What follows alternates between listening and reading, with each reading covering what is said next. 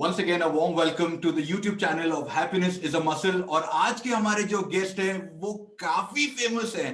वो इंडिया के सबसे जाने पहचाने नाम में आता है उनका when it comes to stand up comic. और उन्होंने स्टार्ट किया stand up comic at the age of 43।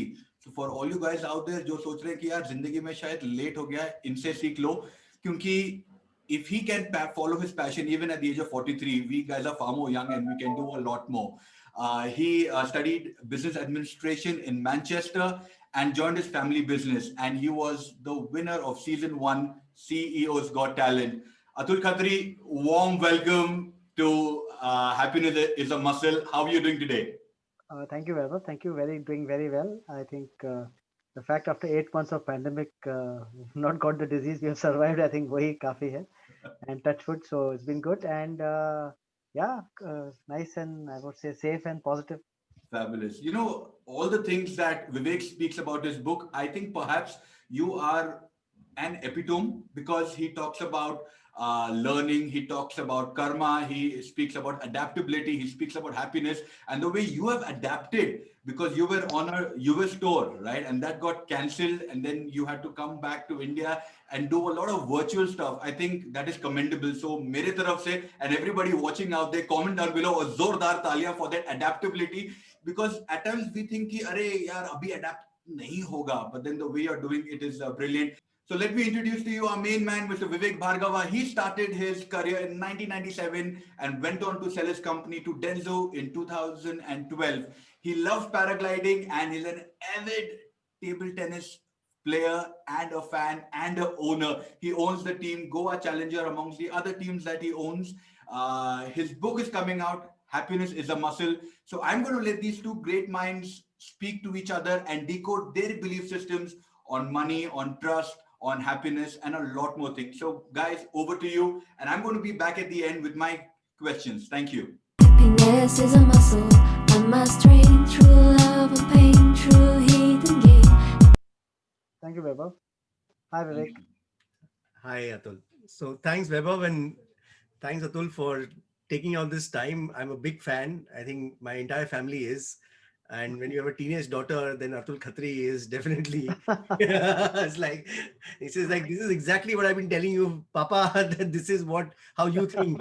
so, so, so it's been a awesome journey for me. So actually, Atul, I'll give you a little context of how this book came about and why I'm actually doing these interviews. Okay. So basically what happened was that I sold my company to Dentsu in 2012. Okay. Now I grew up middle class, so the only thing that matters in a middle class family is कि पैसा बनाना है. And as luck would have it, you sell your company, you make a little bit of money, and I thought that now life is going to be jingalala. It's like done, right? You've made money. And then within 9 months of that incident, I found myself in Asian Heart Hospital. My dad was on the ventilator, and suddenly you बोलते ना पैसा मिथ्या है, and you understand that there's nothing you can do with money, right? So they used to shut off the lights at some 8 p.m., 9 p.m., and I would not get sleep till 2 a.m. And in these nights of introspection, I started writing that, what should be my goal now be? Because, chalo, you made a little money, but now what should be your goal? I finally wrote down that I want to increase the happiness in my life every minute, every day for the rest of my life. Fantastic. And that is what the goal should be. Then more and more research I did. I said, okay, everybody has a baseline of happiness. Where, you get a positive incident or a negative incident, you win a lottery or you break your leg. It may go up and down, but you come back to your baseline after 6-8 months. But I said, okay, what if you could work on it like a muscle? How do you increase it that 80 become 81, 82? And then the more and more subjects I read, like I read about 40 books, I saw every single TED talk, and all boiled down to, you meditate and you sleep and you exercise, you'll be happier. But that doesn't create any sustainable happiness. And then I started realizing, and I spoke to people, that they have these mental model and belief systems because of which they've been able to find sustainable happiness. And it could be because of the purpose they found a passionate career, whatever it is, right?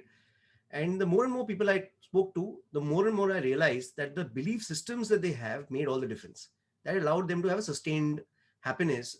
So yeah, you need to do those things like sleep and exercise and be generous, etc., because it creates those chemicals. But sustainable happiness is created through mental models. So I have mental models on something I call it learnability, something I call trust everyone, something about money, something about, karma, or having this tribe system in your life, etc. But every single person I've interviewed, they have these mental models. So I want to start off with you first, Atul. That how did this finding this sort of at the age of 43, finding a new career path, right? Because I think in the last 10, 15 years or whatever you've been doing comedy, I think your happiness would have gone up from X to 5X because you are doing what you love doing. Correct. A lot of people would not, take that step. So what made you take that step, and what's your mental model? Uh, because it's very clearly that you chose something that you enjoy and love more over money, in at least in the early phases of your career, I guess. Correct. So, Vivek, I was 43, and I think maybe midlife crisis, you could call it. But one thing which always bothered me, I used to always think that how is this going to end? I was a CEO of an IT company, fairly successful company. We were on a 30, 40 member team, doing well. And IT as a field actually is fairly glamorous. It's not very boring because, I was into hardware and networking and those things. Every 6 months there's a new processor, there's a new technology. It's quite fairly exciting. So it was not boring. I should never find it very boring. I should never find it. I should every day look forward to my work. But somewhere down the line, I felt that, how is this going to end? Really, is it, I'm going to keep on working till 65, 70, and then one day maybe retire because, I've got two daughters. None of them wanted to maybe join my business or the computer work which I used to do. And that issue somewhere at the back of mind. And I always felt somewhere down the line is that, we have one life. I don't believe in 9 lives, 7 lives. I thought we have one life. जो भी है, it's either ही है. It's not that. Uh, and at 43, you probably realize it's if you take a hill, you're at the top of the hill. It's maybe downhill after that. Maybe your age deteriorates. Maybe your energy levels go down, and so at that particular time, I think it was a 1 year where I really something going on inside me. I don't know what it was, but there was something going on, some burning desire that I should at least try something else. I didn't want to, be at that phase, which I thought if I pushed this decision a little later on, I would have got, yeah, chhodna bhi ho gaya, like, now enough. So, and to a large extent, honestly, my wife also used to help me. I used to, I'm married and now close to 27 years, and my wife is always your bouncing board. So she used to see this. And in the IT job, what happens, typically you get burnt out. It's a very stressful job. Like, even though, uh, I was running a small medium company, so typically the buck stops here, and basically, we were maintaining very high-end servers and network equipment and things like that. So you typically actually are working 24/7, 365. The kind of I would say service level commitments you give to your clients on, yeah, I'll give 27, and it's basically boils down to how much you have to work on that.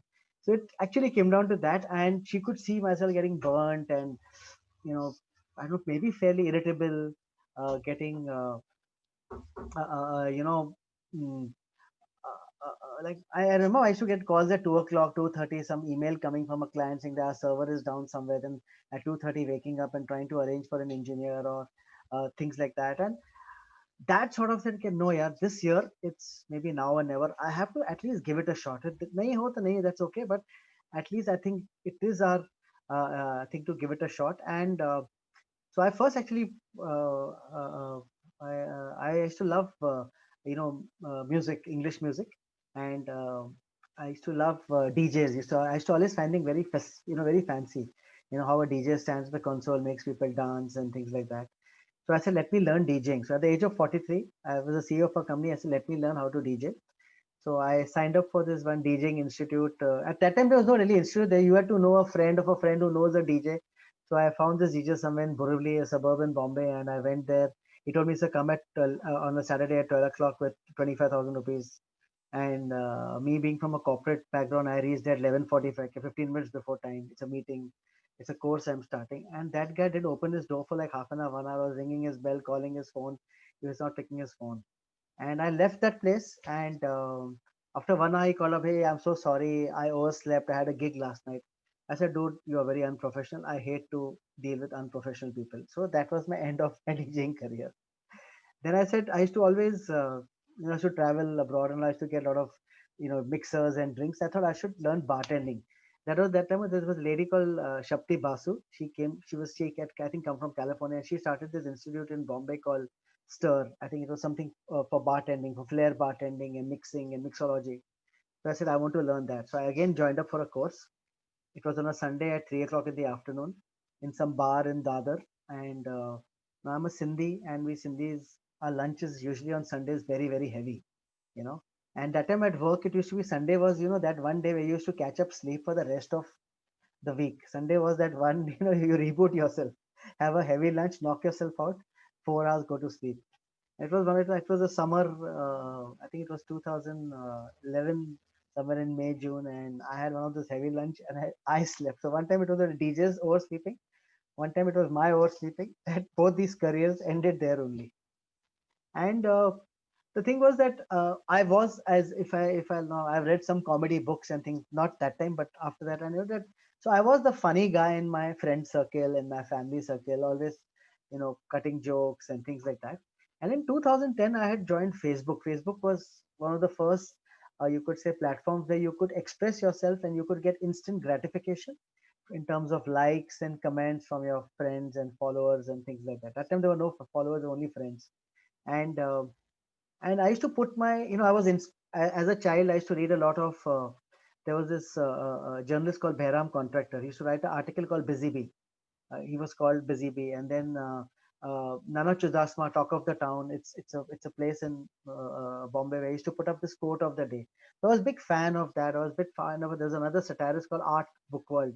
I was a big fan of all these guys, read all the columns and things like that. And I used to then, when Facebook came out, I started writing my own everyday, putting up these posts, whether it could be on Bollywood, it could be against the government, it could be, cricket, it could be about family life. I used to put these small everyday posts or status updates, and friends used to like it, and friends used to, and that's the, 2010, and 1 year I used to do that, and I still do it every day, 4 5 posts, whatever is happening, across the world, across the day. You observe something, you put your opinion on it, and a lot of people used to like and say, "Hey, dude, you're very original." And there, a lot of people said, "Hey, why don't you try your hand at stand-up comedy?" And that time, honestly, I didn't know what stand-up comedy was. As a kid, I used to enjoy Johnny Lever. I used to enjoy, Raju Srivastava, Indian Laughter Challenge. We watch all the shows, but never ever thought that I would go. I was never a stage guy. Also, there's some kids who are good in school, college, go for education, debates. I was never the guy. I was typically the studious kid who would go up, introduce the chief guest, and run away. So I thought, okay, let me see what stand-up comedy is. So I think end of 2011, I started seeing one or two shows, and there was a time there was this comedy club, the Comedy Store, which was in the Palladium Mall in South Bombay, that had opened up. So I went to watch some shows, and somewhere down the said, "Hey, let me give this a shot. I think I can do it." You know. So actually, it was the New Year resolution, 1st Jan 2012 or 31st December 2011. How we look? I remember I was at a friend's building terrace party, and at 12 o'clock, it was that Jim Carrey. There was a movie by Jim Carrey. I forget where he wishes that I hope I don't liar liar. He says I hope I don't have to lie at night. So there was one of those wishes where I closed my eyes and said, okay, this year let me do something. So first thing which happened was I said let me sign up for the first open mic which comes.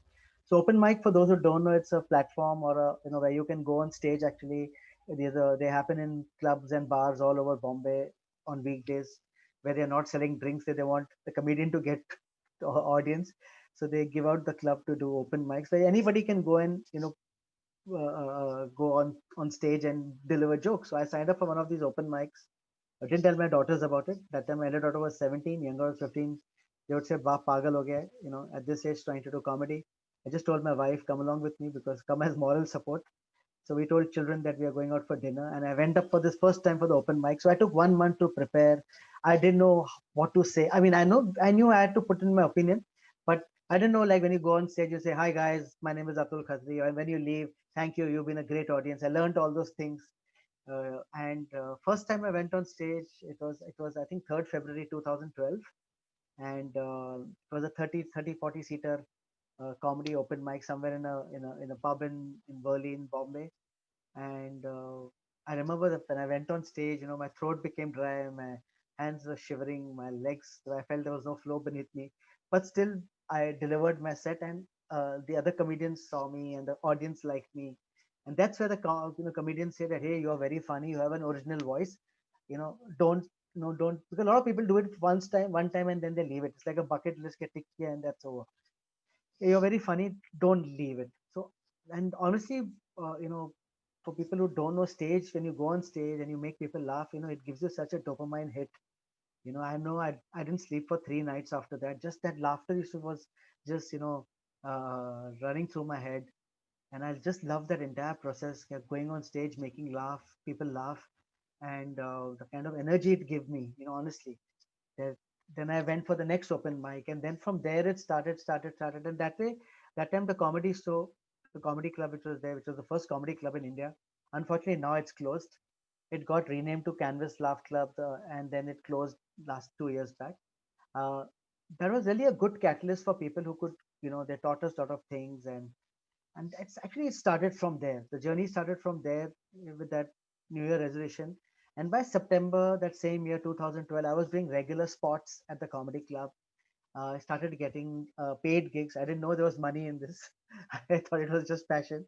People started paying me for it, and yeah, and actually, when, I don't know whether it'll come to the next question, but my wife found me to be, slightly as a changed person.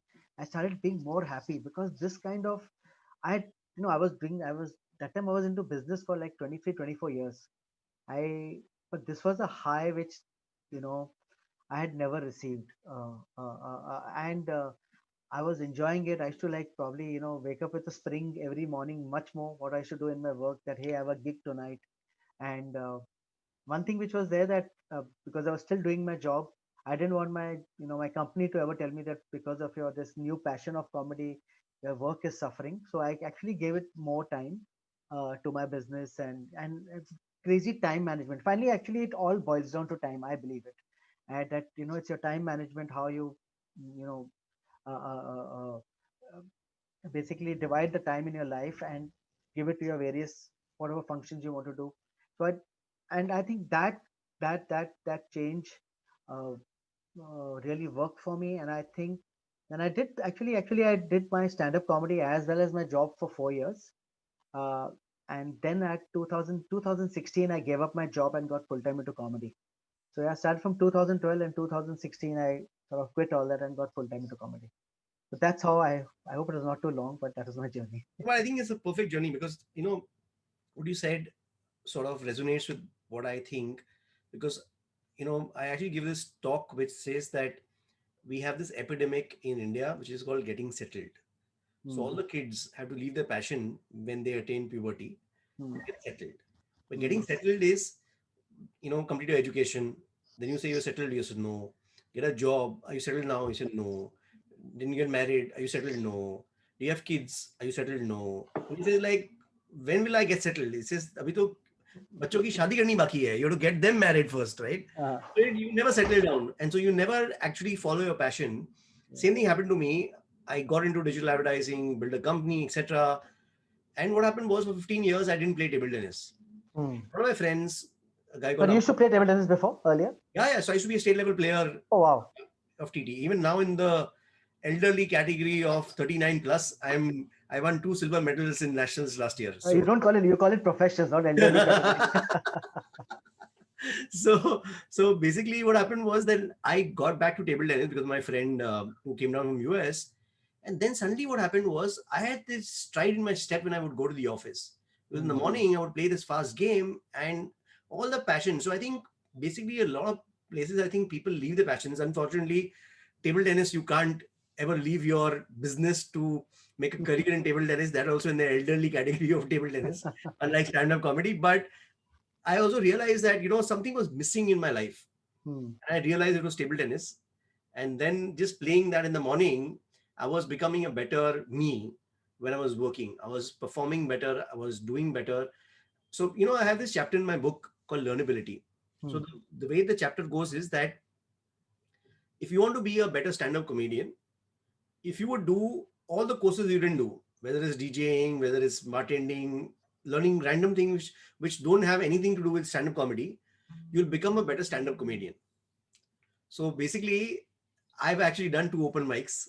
So I've done one more than the bucket list, but So I found, right, I speak a lot at conferences and other things on digital advertising, right? So stand-up comedy allows me to understand what a bit is, understand where I should say some things. So all these things allow me to become a better speaker.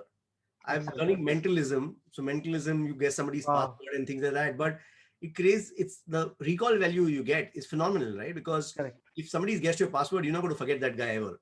Correct. And Correct. after 10 months, you have a digital transformation project. You say, yeah, usko mile the na, wo digital transformation guy.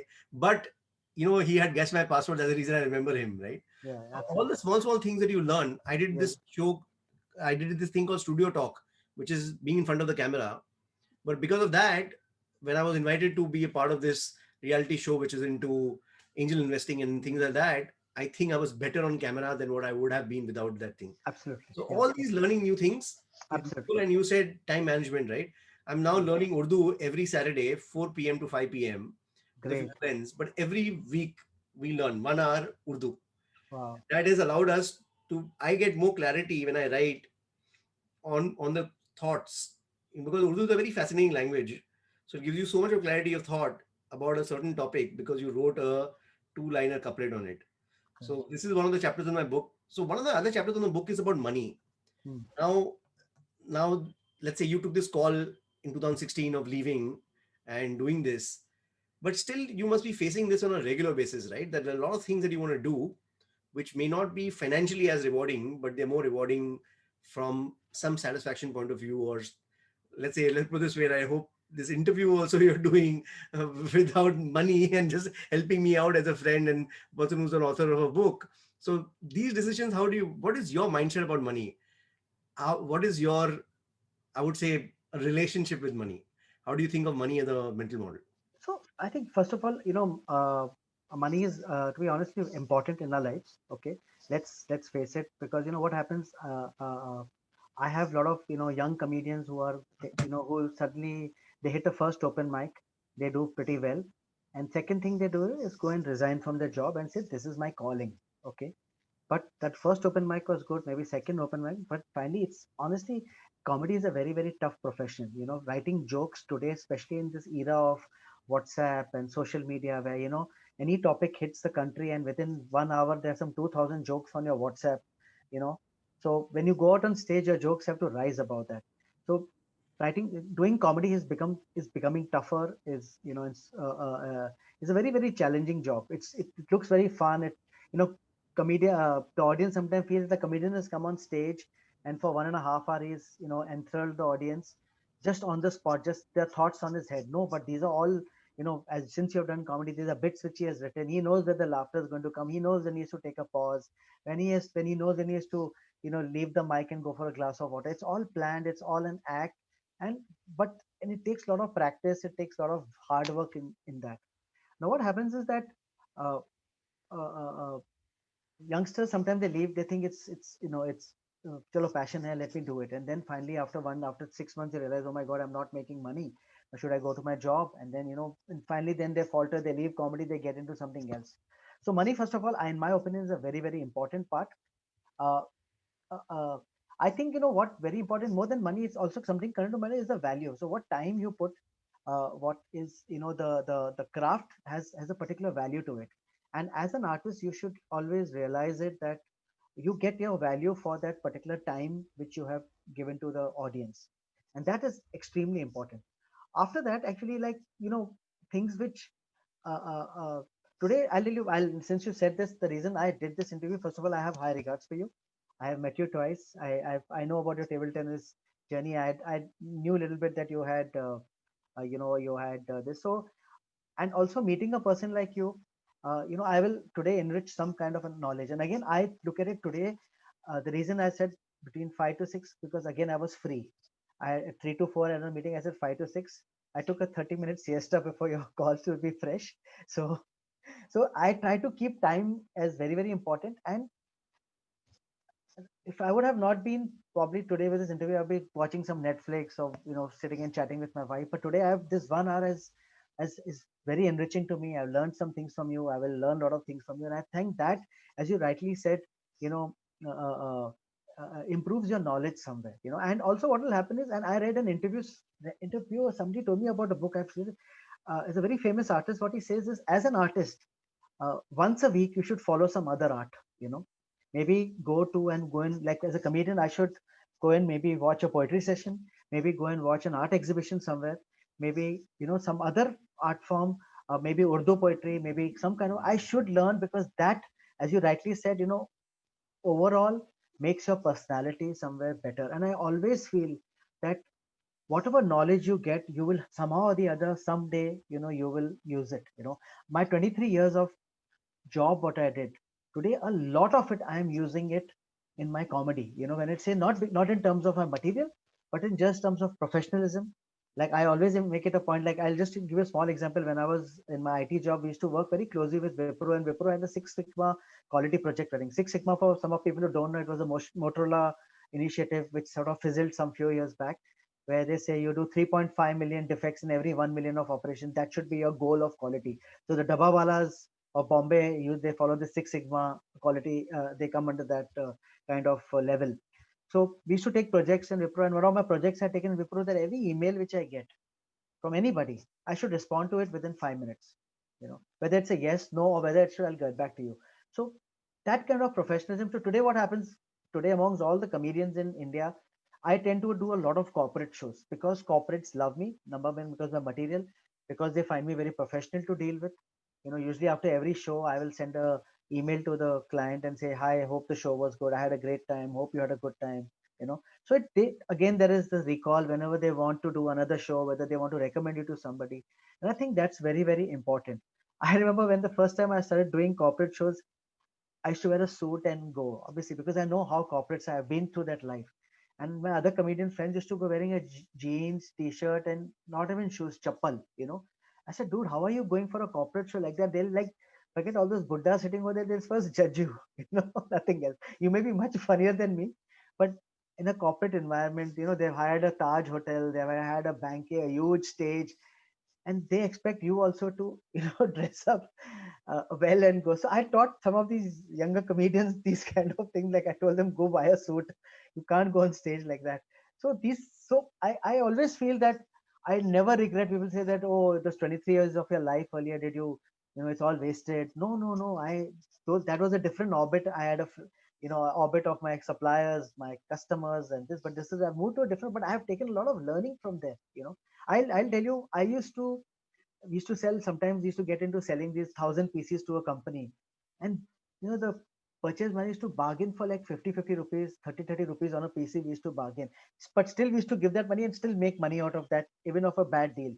So today, when I bring a lot of that to comedy, where I say I'm very particular about my payment terms, about invoicing going on time, seeing that everything is proper, because finally, I don't want the end of the year you're getting stuck in some CA calling me up, okay, where are your bills, where are this, finally it's all, so all that, I think learnability, as you said initially, and now, uh, I think money is a very, very important part of our life. Let's be very honest with it. We have to pay our bills, we have to run our families, and especially me at my age, when you have to, you know, elder children, and they want to follow their dreams, and it's, as a parent, you want them to follow dreams. I think it's important. It's not the goal, but yes, it is absolutely important for us to survive. So, the Six Sigma, one of the things that I always remember about Six Sigma is that if the airline industry followed Six Sigma, then there would be a plane crash every 6 days.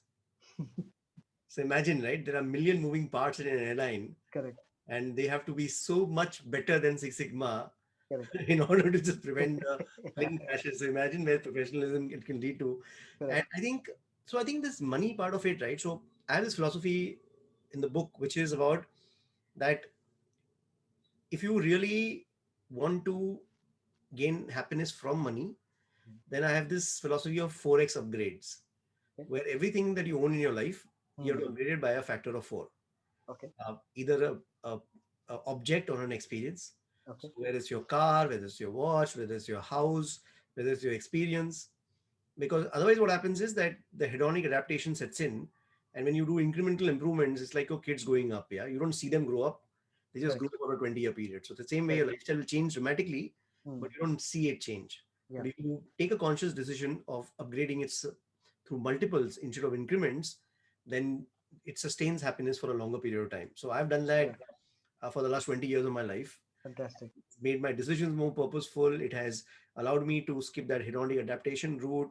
I have lesser things, but I use them more often because when you can't have like 20 jackets because all your jackets are now 4x of the previous one. So everything is limited, but you end up using it more because that's the philosophy I followed for 20 years. Great. Um, so one other thing I wanted to understand from you is that from a day-to-day discipline, time management you mentioned, right? So when you take a creative profession, it becomes very, so like I'll give an example, right? There's a very interesting TED talk on procrastination. So what with procrastination, what happens in college days is you have an exam.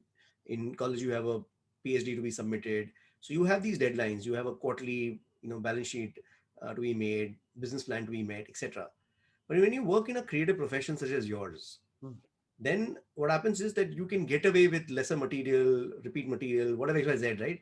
And that it becomes easier to not work as hard what you worked 5 years ago. Correct. So how do you actually manage your time now to ensure that you're growing? Because I think I've seen that to sustain happiness, some kind of growth is required. And how has your comedy changed, and what do you do on a daily, weekly, monthly basis to grow in terms of your career in the profession? See, so in our line, growth can be measured. Maybe I don't know. Maybe just in number in terms of the billing amount, or your billing amount growing. If 5 years back you charge X amount, has it gone 2x, 3x, 4x now? That's one way. Uh, and that actually is just not an indication. It's an indication of how the market is also accepting you. It's just not, you can't just say, hey, I want 10x, but the market is not willing to pay you. That's a different story. So that's one part of it. Number two is maybe sometimes most of us, it's a very stupid indicator, but all of us comedians and all, we have a lot of social media fans followings. Maybe those numbers could be an indication. I don't know. Could be that, okay, if my YouTube channel has 500,000 followers, subscribers, has this gone to 1 million. But these are some of the benchmarks people do use. And somehow what happens when we do get some digital branding work, unfortunately there's a digital agency look at those, how many followers does he have on Instagram, Twitter, blah blah blah. Accordingly his pricing is sort of arrived at. uh, I somehow feel is as creatively, I feel that see, I've been into the stand-up comedy for the 8 years. Last year I started in 2012, as 2008 years. I feel what I like is that my material, what I'm writing, I know that what material I wrote 7 years back and what I'm doing right now, uh, the kind of growth which has been there in the writing process itself, which is, I have grown as a human being.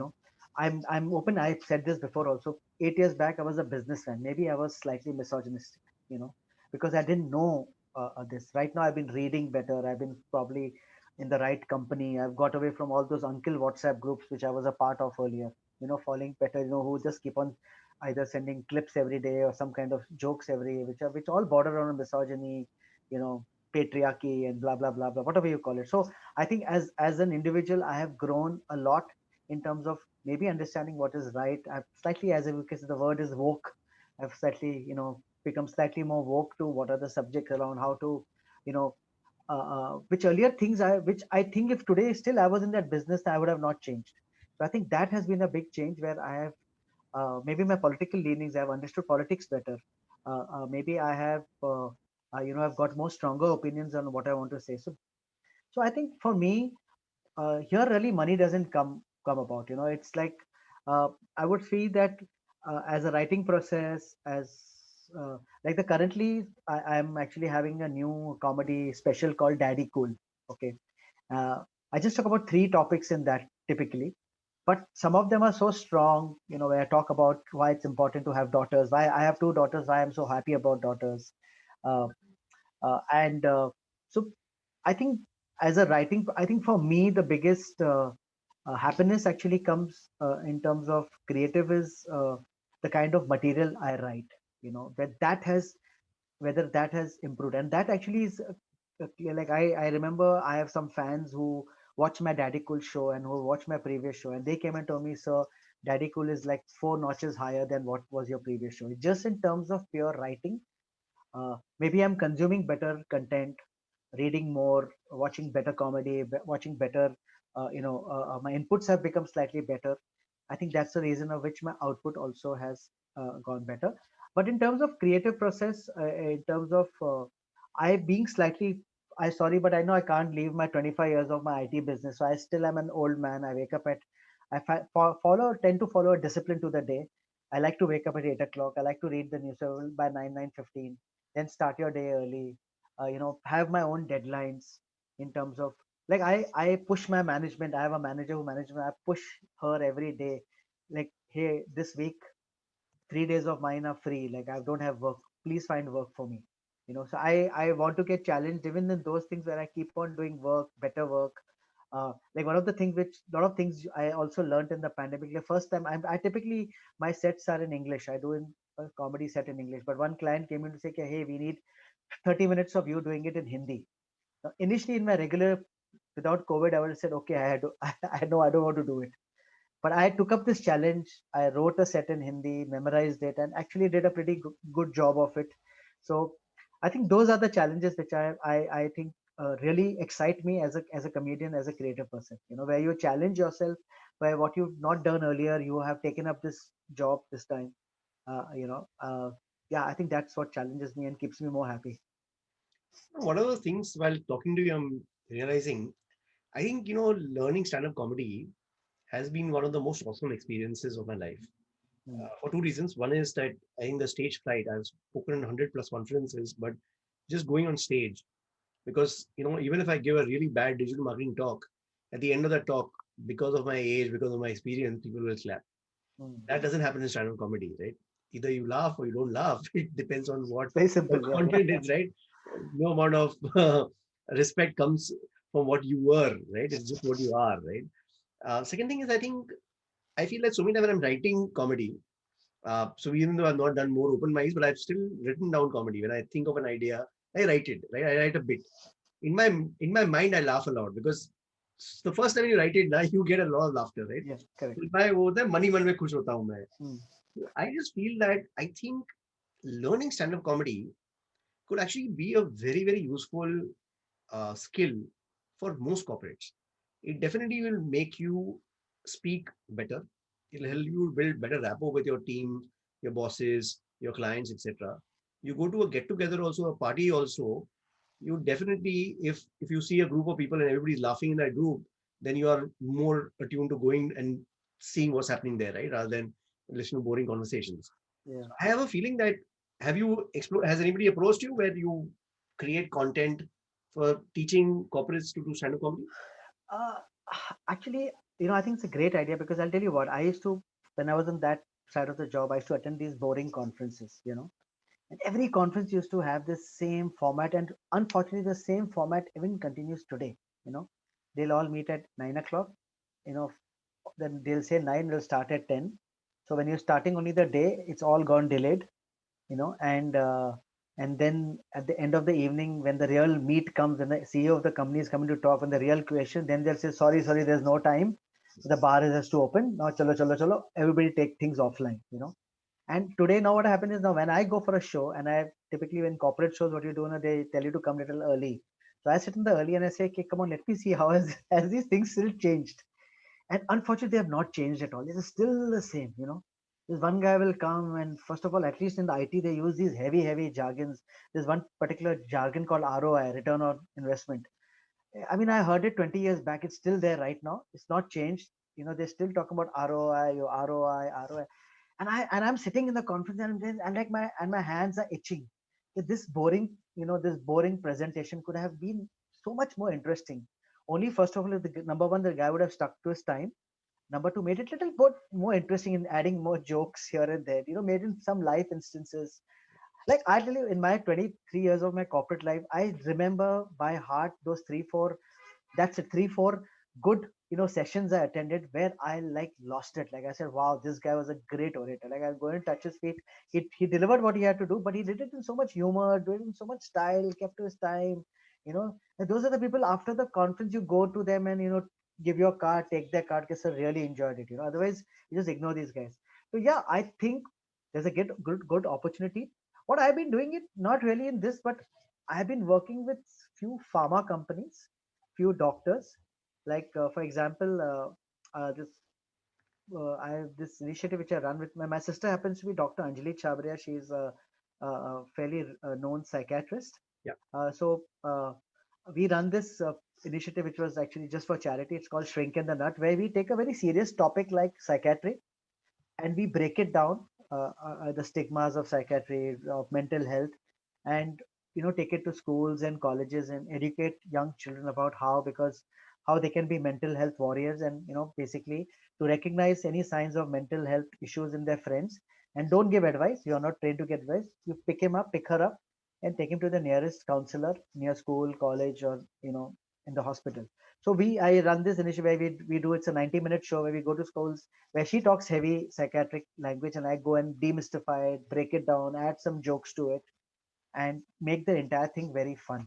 So I think yes, there is a great this, but I somehow feel corporates will be very elusive. Yeah, I'll tell you, I do corporate shows. Every corporate show, as I told you, have this thing. They start at 9, have a lunch break, then have a tea break, then they'll have that 6 o'clock thing, and then they'll say, okay, now break out, and come back at 8 o'clock. We have entertainment, which means bar and maybe a comedian, maybe a singer or a dancer or something. And I tell this to hundreds of corporates I do, listen, why don't you all break this thing? Why don't you start your conference with humor? Bring me up at 9 o'clock. Bring me at 10 o'clock. I'll set the room. I'll set the ball. Get me at 2 o'clock in the afternoon. I don't require a bar. I don't require alcohol to make people laugh. You know, but no. Our management, we don't want to change. This has been going out for last 2,000 years. We want to continue this for the next 2,000 years. So let's do that. And I said, listen, in the breakout, they've been poor guys have been sitting on their chairs, warming their backsides for like 2 whole days in that conference. Now you have a breakout, just give them alcohol and make them dance if you want to. Again, don't come and say, okay, now listen to 30 minutes of stand-up comedy by this great comedian Atul Khatri or things like that. Because comedy requires a particular setting. I require the bar to be shut. I need the food service to be stopped. I need people to be listening to, because only when you listen to me, you will enjoy me. So that's, and again, after 2 days, they'll take them to Goa and they'll say, now sit and listen to this guy. I said, stop it, yeah. Please give them daru. That's what they need. Because you anyway, for last 2 days you have played around with the head so much with numbers and targets and figures that they need just alcohol to douse it down. So I think, hang on, I think Atul, this, I'll take you up on this. I have a feeling that, see, I think the biggest challenge with this is, right, that this will not work in a linear model. So it can't be working in a physical, but if we have to do a combination of online and then you have other stand-up comedians who are sort of showing the video and then talking and giving exercises and making them do the bit, and everybody is giving them feedback. So it has to be a combination, right? So a lot of time online by itself doesn't work, right? So you charge 3,000 rupees, 10,000 rupees, and you get 10 videos of Steve Martin, but you don't learn comedy that way, right? Yeah, comedy, yeah. You may learn creative writing, how to write and all, but comedy, it has to be alive, it has to be on stage, you have to experience it, because I think it's half performance, half the writing, or whatever, however you put the percentage. So what I was thinking is that what you should do is that we should have like a course, which is a combination of video, which comes from people like you and the instructors you have, but it also has these upcoming stand-up comedians who are then interacting with the student, giving them feedback on their bit. Then it's like, basically then the combination would work. Absolutely. So then what happens is that, because I think a lot of corporates benefit. So I'm pretty sure I have loved learning it. I've done my open mics and I rate it. It's a lot of fun. So I generally end up spending 50 hours in learning a new skill as the bare minimum. So unfortunately, I've only done about 10 hours of stand-up comedy, and then COVID hit, so I couldn't go for open mics. but overall, I'll definitely put in the 40 hours more into it. So one other thing I want to ask you was, are there any mental models you have? You had about discipline, which, like, let's say we have this on trust. So I have this mental model, I trust everyone. Would love to know your views on, you come across different kinds of people from different countries in your tours, etc. So would love to have your feedback on the concept of trust, but also any other mental models that you have developed, which has given you, they say that happiness is overrated, but peace of mind is underrated. So anything that has given you the peace of mind and sustainable happiness, any mental models that you feel the audience will appreciate, which I you. I don't know whether I can answer this correctly. I mean, whether I'll let it bang on to what you're asking. But one thing which I have learned through comedy, because I always say that uh, prior to 2012, I never knew one day I would be doing comedy, going across the world, uh, you know, uh, uh, uh, uh, entertaining people. I never thought this aspect of me. Obviously, I had to kill a lot of demons. I had a lot of stage fright. I killed all that. Writing as a comedian, now you've started writing better and things like that. So one thing which I like, I have one maybe a model, but I don't refuse anything. Like I remember as soon as I did my comedy, within 1 year, one person approached me, hey, will you act in a TV commercial? Now I've never gone in front of, I had never gone in front of the camera. I had never this. But instead of saying no, no, no, no, no, I mean, at this age, abhi kya karna hai? I'm happy doing comedy now. I said, yeah, why not? Okay. So I went for an audition, and if you and people who are watching it, if you the most I would say humbling thing in the world is to go and give an audition for a TV commercial or for a movie role in one of these studios in in Bombay or wherever. It's one of the most humbling experience. That day you'll come and you'll kiss your job, you'll kiss your boss at his feet, that thank you, because the way they those processes work, it is so brutal, it is so, sorry to say the word, humiliating sometimes, that you wherever you are, you'll be saying, my god, I'm so happy what I'm doing. So yes, so I went through that process. I did in my now last, I would have done close to 25, 30 commercials. So I what I've said is, as I said, I've you know sometimes uh, I've stopped. I would say one of the mental models, I say, "Okay, don't say no to anything, because you don't know where it will take you."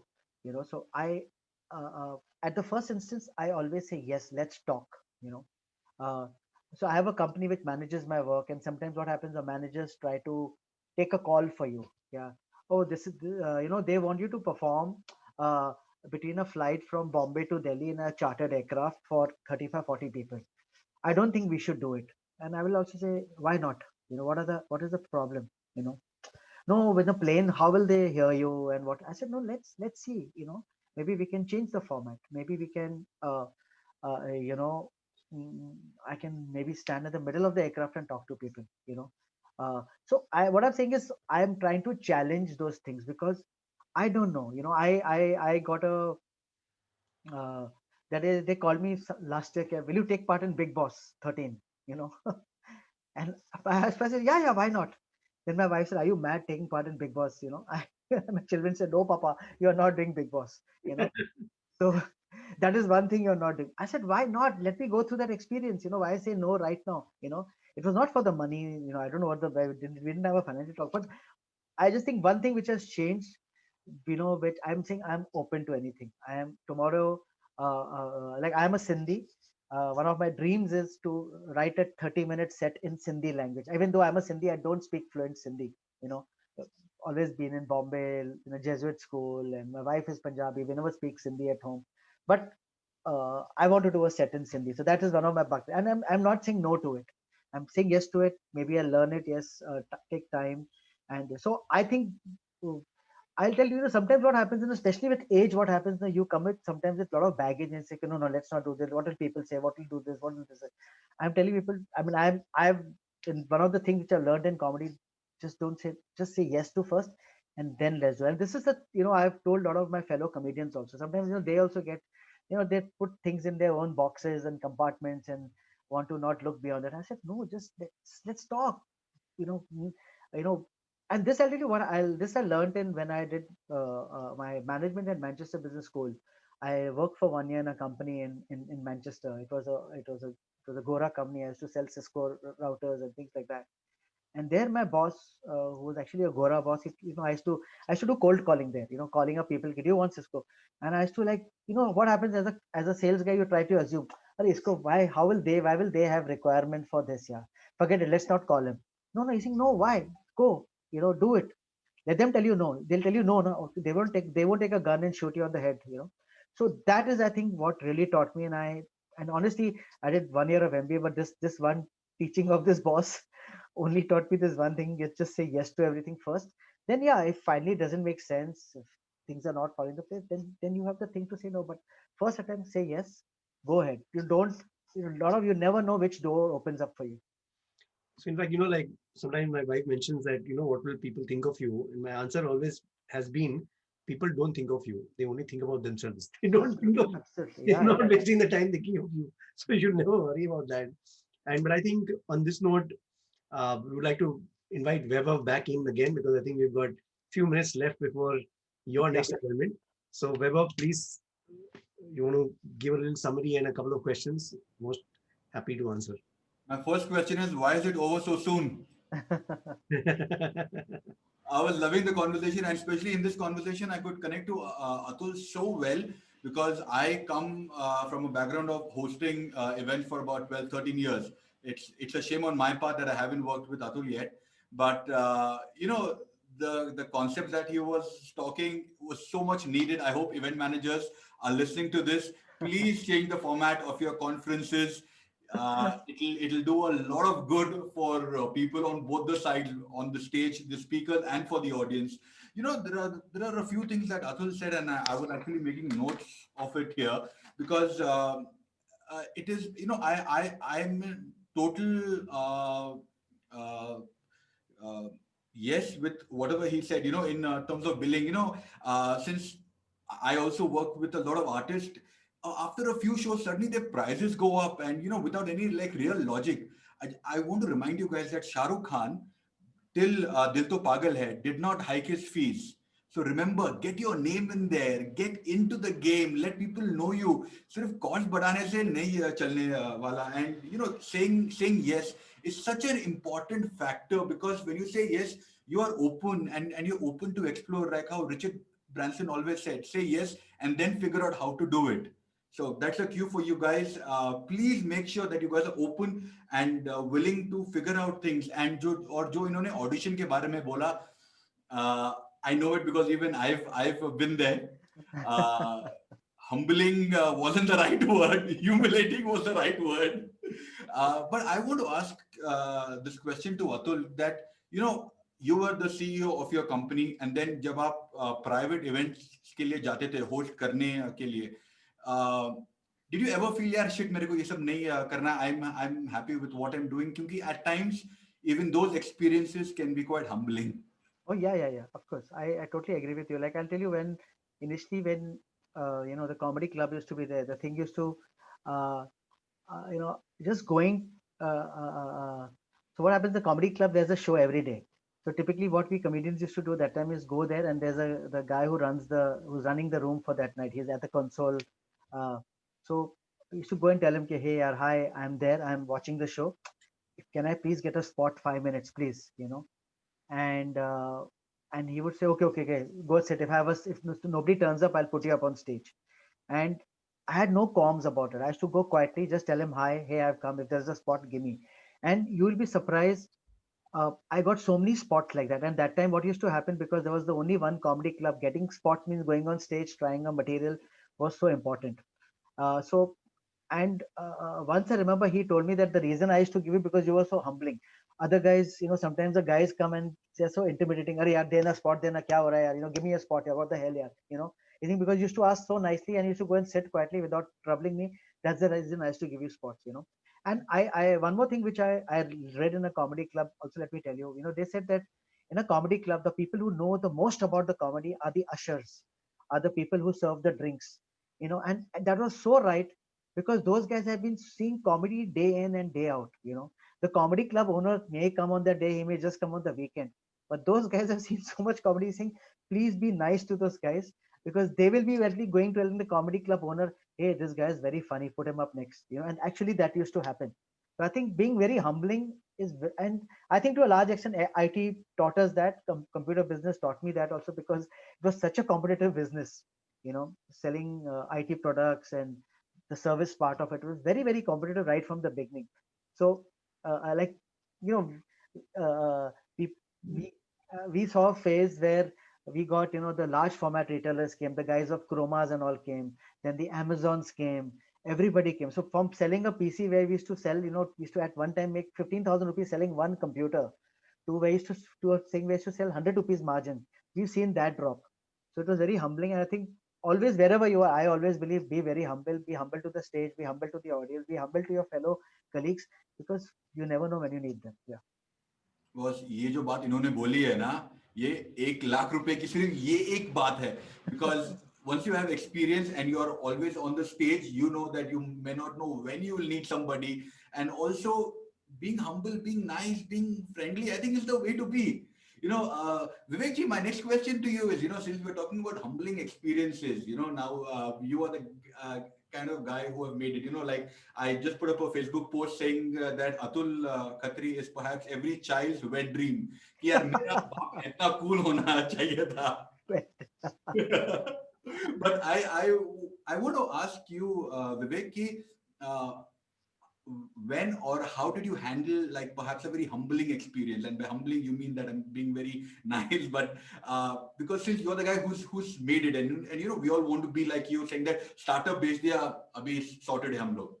Well, I think, see, Vaibhav, I think all of us, all entrepreneurs, right, regardless how successful they are, they've always gone through hundreds of humbling experiences right from their startup, right? So I'll give you an example. I used to sell industrial sewing machines in Okla Industrial Estate. So I would roam about, they'll have 25, 26, 27. The unit you have to go to is 28. After 27, it will be 29. Now there is no 28 only. The 28 is in block B. I said, like, where did it vanish? But you are roaming out of this spare parts, etc. You fix a meeting at 10 o'clock. That guy will come at 12 o'clock. He say, oh, Mr. Bhargav, you were supposed to come, but give me 5 minutes. Then you would go and sit in his cabin in the AC and have tea, and he'll call you at 12:30. And then he will not end up buying the machine from you because somebody sold it to him for 200 rupees lesser.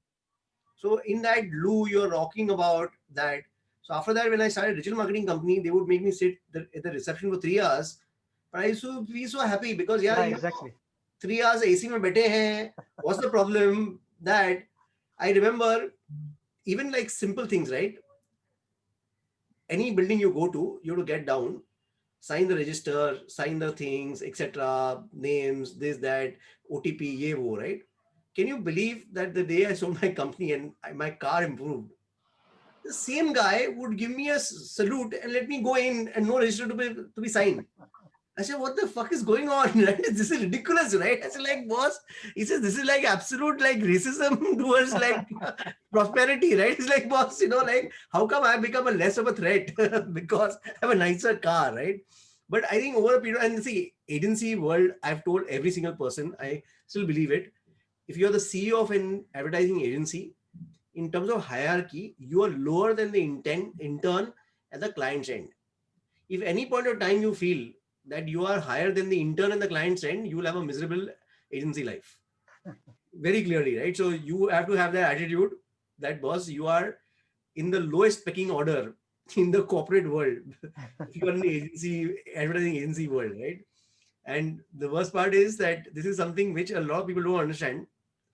And then they have a miserable life because they're always facing challenges where a small junior account manager is saying something negative to you and they're making an ego hassle. But I think but humility is one of the most important thing for happiness. Means if you're not humble, then you're going to have a painful existence every single day because then wo dil pe lagegi, tumhe hamesha lagega ki isne meri insult kar di. So like there's one last story I'll share with you. There's this insurance guy who wanted to quit. So his boss said, why you want to quit? He said, no, yeah, it's very humiliating. The guy shouts at me. One guy actually hit me. But, so I can't bear this humiliation every day. He says, surprising. I've been in the industry 20 years. I've never been humiliated, right? There's one guy who had kicked me. One guy threw me out of his house from the window. But I've never been humiliated in my life. So I think that attitude, right? I think money comes from persistence. They say that money goes on trees of persistence, and without humility, you cannot have persistence. तो ये कहानी से आप लोगों ने क्या सीखा? That selective listening and selective talking is the key, right? I always tell people जब मैं sales करता हूँ, I love sales. लोगों को लगता है sales बहुत भयानक सा कोई जानवर है. Sales is one of the most amazing things because when you close the sale, Vivek talks about, and even in today's talk, Atul spoke about जो dopamine hit करता है ना, it is fabulous, right? And there's just one thing that I want to tell you guys is that We spoke this in the last two sessions. We are again bringing it up here. We had Vivek, who started playing table tennis after 15 years and then goes on to become a silver medalist in his category. We had Atul starting stand-up comic at the age of 43. So, don't think that, ये limit हम लोग डालते हैं अपने life पे. So please don't put that limit. Live life limitlessly and have fun, because you are here to have fun and you are here to be happy. So thank you, everyone. Oh, sorry, before I go, since Vivek also has done about 10 hours of open mic, and we have a pro comedian here who is working on a brand new show. And you have a host. So, Hindi में बोलते हैं ना, मौका है, दस्तूर है, pro stand-up comic hai, we have an open micer here. So can we quickly do like a quick open mic session, and we'll have Vivek do the open mic, and then you maybe little bit of thing that you can give us on Daddy Cool. If you want to, varna anything else is absolutely fine. So are we game for it quickly? But in the spirit of professionalism, Atul, you are okay with 5 minutes because we have already crossed the time allocated. Yeah. Please go ahead. Yeah, please. Thank you so much. Okay, so boys and girls, we have Vivek Bhargava in the house, who is going to open for, this guy, Asindi man, Atul Khatri. So please, Vivek, और हिंदी में करेंगे because your content is in Hindi. तो शुरू करते हैं हिंदी में. I just sounded like technical Guruji for a moment. शुरू करते हैं, but yeah, okay. So I'll just say one line that I had written when COVID started. So basically, जब COVID शुरू हुआ, lockdown हुआ, पहले 15-20 दिन life was jingalala. Really amazing. I loved it. Then some bastard told my wife that you're not supposed to maintain social distancing within the house. So on that note, Atul, I think you will make people laugh a lot more. I would love to have a few of the content that you are willing to share. नहीं यार, I think in this, as I tell people, I've got 2 daughters, or both me and my wife, every day at 8 o'clock, we set up an ATM counter in our bedroom, and every 2 minutes, daughter comes in, takes out money and walks out, And I've seen that if one of my child has overdrawn a limit, she borrows money from the other at an interest. The other day I caught my elder daughter selling a 500 rupee note to my younger daughter at 600 rupees. As a Sindhi, I was very proud of it, honestly, but also very upset. As a better 550 rupees मैं ही तुझे भेज देता, उससे 600 रुपए की क्या जरूरत है? And these are some of them are true stories. So I am sure this. और एक चीज को वैभव बताऊं is, in a दो comedian बैठते हैं ना, comedians only laugh when the other comedian bombs, in a comedy club. जब वो अच्छा करता है, comedian नहीं हंसेगा कभी भी, because there's competition to him. He only laughs when the other guy is bombing. And it has happened truly that when you're in a comedy club and the audience is just not laughing, at the back of the end, you see 4 guys laughing, and you look there, they're your fellow friends who are laughing and just seeing how you're dying a slow death. So we comedians are very, very horrible lot to judge, basically. I'm glad you use the word horrible from H and not the other H. But I know where you were going, so it was brilliant. Remember to keep exploring and moving ahead in life. Professionalism, even in stand-up comic, professionalism. So अगर stand-up comedy में professionalism हो सकता है, तो हर एक चीज में हो सकता है. You are never too cool. You are never too cool for your own school. So remember to be kind, to be humble, and happiness is a muscle. The book coming out very soon. Thank you so much. Remember to share, like, comment, subscribe. You know the drill. कितने बार repeat कराओगे? करो ना भाई. Thanks, Atul. Thank you, Vivek. Thank you, Vivek. Thank you. I'll touch base on that learning bit. I have some few ideas. The learning bit. Yeah, sure. Thanks, Vivek. Thank you so much, and all the best. Yeah, thank you. Thanks. Take care. Thank you, Vivek. Bye. See you. Thank you so much.